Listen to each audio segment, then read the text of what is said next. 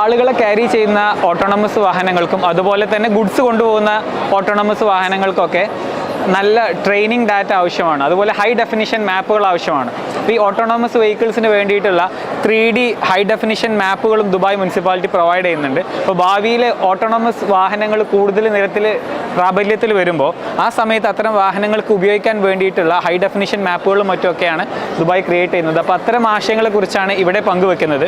അപ്പോൾ ബേസിക്കലി ഒരു future oriented ആയിട്ടുള്ള, അപ്പോൾ ഒരു ഡിജിറ്റൽ വേൾഡും ഫിസിക്കൽ വേൾഡും കൂടെ സംയോജിപ്പിച്ചിട്ടുള്ള ഒരു ദുബായിയുടെ ഫ്യൂച്ചറിലേക്ക് എത്രമാത്രം ടെക്നോളജി അനിവാര്യമാണ് എന്ന് കാണിക്കുകയാണ് ദുബായ്.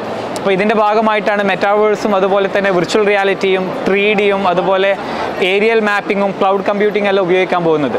മരങ്ങൾ മുതൽ ബിൽഡിങ്ങുകൾ മുതൽ എല്ലാ കാര്യങ്ങളെയും ഹൈ ഡെഫിനിഷൻ മാപ്പിൽ ഉൾപ്പെടുത്തിയിട്ട് അതുവഴി വാഹനങ്ങൾക്ക് സഞ്ചാരയോഗ്യമായിട്ടുള്ള ഒരു പാത ഏതാണ് എന്ന് മനസ്സിലാക്കാൻ സാധിക്കുക. അതിന് വേണ്ടുന്ന ഒരു ട്രെയിനിങ് ഡാറ്റയൊക്കെ ആയിട്ട് ബേസിക്കലി ഈ മാപ്പുകളെ നമുക്ക് പരിഗണിക്കാം.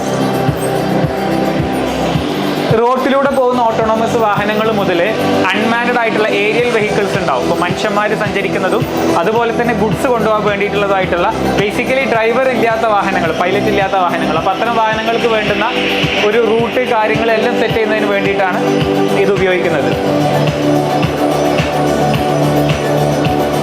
എന്തുകൊണ്ടാണ് ദുബായ് ഇന്നത്തെ ദുബായ് ആയത് എന്നുള്ളതിൻ്റെ ഒരു ബെസ്റ്റ് എക്സാമ്പിളാണ് ഇതെല്ലാം. ഫ്യൂച്ചറിനെ പ്രെഡിക്റ്റ് ചെയ്യാം, പക്ഷെ വെറുതെ പ്രെഡിക്റ്റ് ചെയ്യല്ല. ഇപ്പോൾ ഭാവിയിൽ എന്തെങ്കിലും സംഭവിക്കുമെന്ന് വെറുതെ തള്ളിവിടല്ല. പകരം എന്താ ചെയ്യുന്നത്?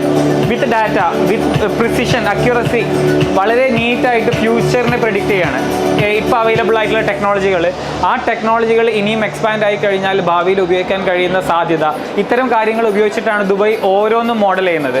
അപ്പോൾ ലോകത്ത് 1ാം നമ്പറായിട്ട് നിൽക്കുക എന്ന് മാത്രമല്ല, ലോകത്തിലെ ബെസ്റ്റ് ജീവിക്കാൻ യോഗ്യമായിട്ടുള്ള സിറ്റി എന്നൊക്കെയാണ് ദുബായിയെ കുറിച്ച് പറയുന്നത്. അപ്പോൾ അർബൻ പ്ലാനിങ് ഭയങ്കര ഇമ്പോർട്ടൻ്റ് ആയിട്ടുള്ള ഒരു ഏരിയ ആണ്.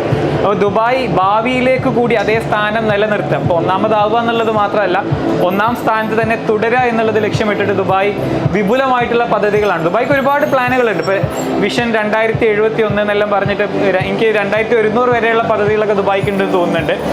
എന്ന് അവർ സ്പേസിലേക്ക് ആളെ പറഞ്ഞേക്കും, എന്ന് അവർ ചന്ദ്രനിലെ ആൾ കാല് കുത്തും. ഇങ്ങനെ ഓരോ കാര്യങ്ങൾക്കും ഒരു ഡെഡ് ലൈനൊക്കെ വെച്ചിട്ടുള്ള ഒരു വിഷൻ ദുബായ്ക്കുണ്ട്. അപ്പോൾ അതുപോലെ തന്നെ ദുബായ് ഓട്ടോണമസ് വെഹിക്കിൾസ് ആണ് ഭാവി എന്ന് തിരിച്ചറിഞ്ഞിട്ട് അതിലേക്കുള്ള ഒരു തയ്യാറെടുപ്പായിട്ട് നമുക്ക് ഇതിനെയൊക്കെ പരിഗണിക്കാം. അപ്പോൾ ഇനി ഇത് നമുക്കുള്ള മെസ്സേജ് എന്താണെന്നറിയോ? നമ്മുടെ നാട്ടിൽ ഒരുപാട് ബ്ലൂ കോളർ ജോബുകളിലേക്ക് ആളുകൾ ദുബായിലേക്ക് വരുന്നുണ്ട്, അല്ലെങ്കിൽ കാലങ്ങളായിട്ട് വന്നുകൊണ്ടിരിക്കുന്നുണ്ട്. ഡ്രൈവർ ജോലി പോലെയുള്ള, അത് ഹൗസ് ഡ്രൈവർ മുതൽ ലോജിസ്റ്റിക്സിൻ്റെ സപ്ലൈ ചെയിൻ എല്ലാം മാനേജ് ചെയ്യുന്ന ആ മേഖലയിലേക്കൊക്കെ വരുന്ന ഒരുപാട് ആളുകളുണ്ട്. ടാക്സി ഓടിക്കുന്ന ആളുകളുണ്ട്, ഇങ്ങനെ ഒരുപാട് ആളുകളുണ്ട്.